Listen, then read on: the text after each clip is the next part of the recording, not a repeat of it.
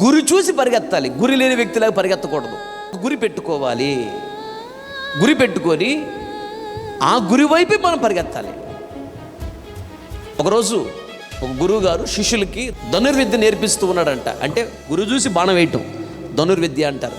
ధనుర్విద్య నేర్పిస్తూ ఉంటే గురువు గారు శిష్యులకి నేర్పించిన తర్వాత వాళ్ళందరికీ పోటీ పెట్టాడంట. వరుస నిలబడ్డారు 10 మంది శిష్యులు. ఆ చెట్టు ఉంది కదా,